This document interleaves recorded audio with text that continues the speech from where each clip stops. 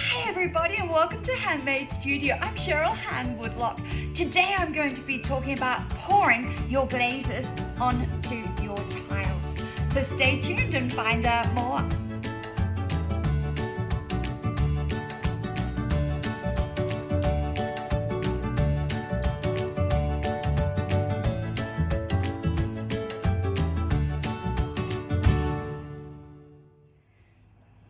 For this workshop today to glaze your tiles, what you will need is your tiles to start with. You are also going to need a jug. I've got a big jug here, actually, or you could use a small jug. This is a little 1 cup size jug. That will do. You need your pouring glaze. It's usually powdered glaze added with water. I will talk about that later. I've got a metal bowl that is to pour my glaze into. That makes less mess on my table. I also have sponges to wipe back, and I've also got my bucket of water ready for my cleanup in case I get dirty. That's all you need for now. We'll see you soon.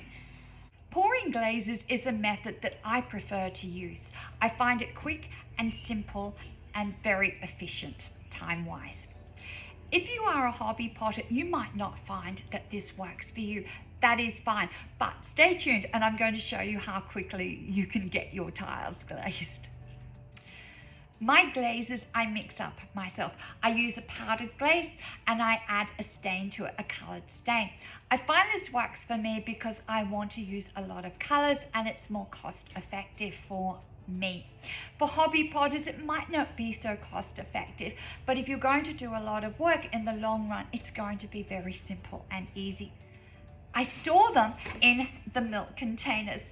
I've got them well labeled because you don't want anybody getting to it and drinking it. To do a tile, we need around about a cup full of glaze, which is 250 ml. I'm not going to use all the 250 ml. I only use around about 40 ml of that. But to get an even pour, we need at least a cup full. So these are really well labeled. They have the name, the code, where I got them from, and the glaze that I'm using, so everything is there. I like these because they stack up really easily in my shelves. I can shake them and get all that sediment off the bottom. So they're really quick and easy to use. Also, it means I don't get any contamination because it's easy to put the lid on at the end, so no dust will get in later. Before you pour your glaze, you have to make sure everything is clean. It's like working in a kitchen. You don't want any contamination. So what I'm going to do first is I'm going to give my milk jug, my little jug that I'm going to be pouring with, a quick wipe. That way, if anyone else has used it before, if there's any dust in there, I've got that out. I'm also going to clean my bowl.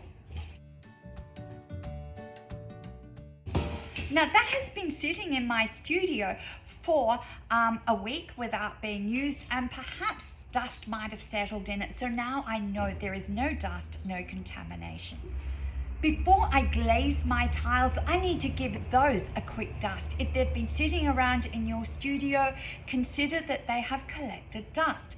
If you have dust on your tiles, the glaze will not stick to the tile body, it will stick to the dust.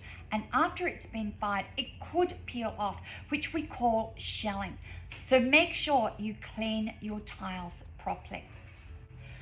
My sponge has been cleaned. I've squeezed out my excess water. Now I'm just going to give them a quick wipe. And that's all I need to do. It's clean. When pouring these, you need to make sure that your glaze is well and truly mixed. Give it a good shake.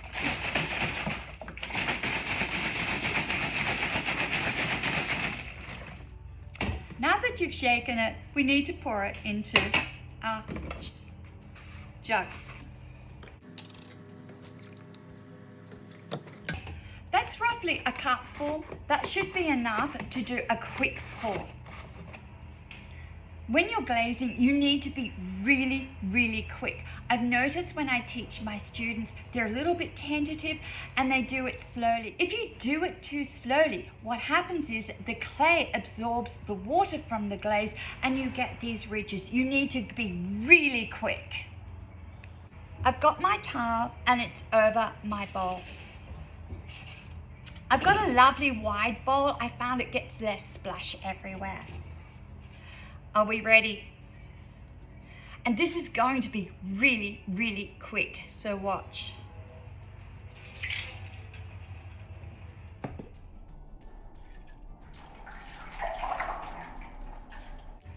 Done.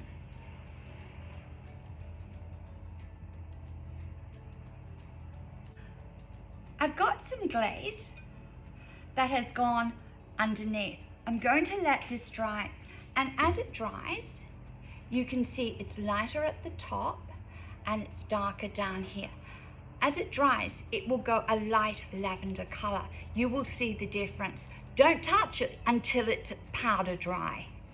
For my next one, I'm going to reshake my bottle. As you can see, I've got about 1/4 of a cup left in my cup. It wasn't actually a full cup, it was 3/4 of a cup. So you need at least 1/2 a cup to get a good pour on my 6 by 6 inch tiles. If you've got larger cups, you will need a bigger pouring jug. You will need a bigger pouring jug. Now all this glaze that's in here, it's not going to be wasted. I'm going to be putting it back into my container. But I'll pour it into the jug first.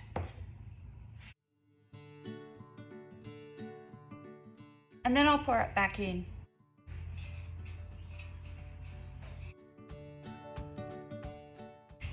None of this is going to be wasted. I'm actually using a paintbrush to get the last of this glaze out.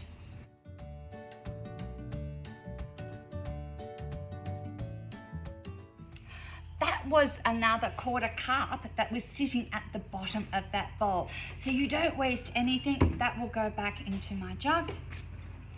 And then I can do my washing up. Before I wipe my bottoms back, I'm actually going to clean up my hands because I've got glaze on my hands. I'm also going to clean up my table and my tools. This means that when I am actually cleaning my tiles, when I put them down on the table, the bottoms of the tiles are not going to be recontaminated.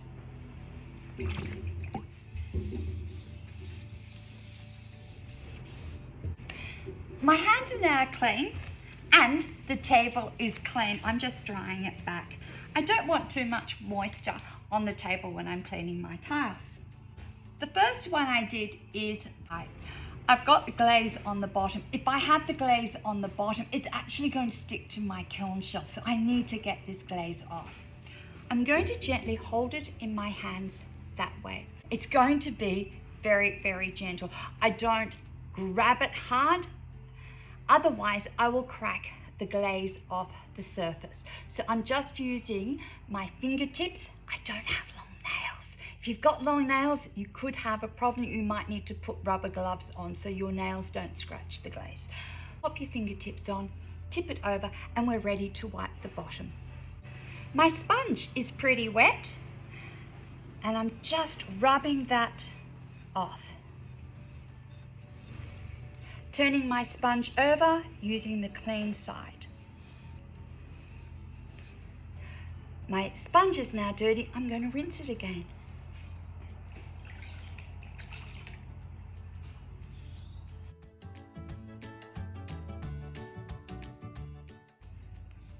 If you rub too hard and your tile moves, that's not good. So remember to keep it light and gentle.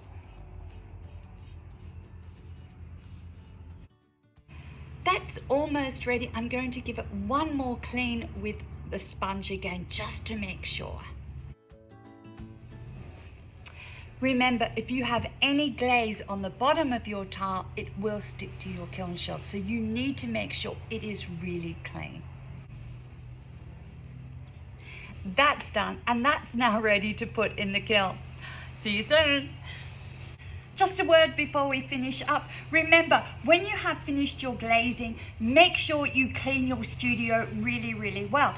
Any clay dust will go into your lungs and you could end up with asthma or even worse, what we call silicosis. So make sure you use your sponges, your towels, clean everything beautifully, and remember to even mop your floors. Never sweep and never use a broom to clean that dust off. Always use a wet sponge. I'm Cheryl Hamwoodlott from Handmade Studio saying thanks for watching. Bye. Hi everybody, thank you for watching Handmade Studio. If you like what you've seen today, could you please hit that like button, also ring that bell and subscribe. Thank you for watching. I'm Cheryl Hamwoodlott from Handmade Studio with Alfred. Bye for now.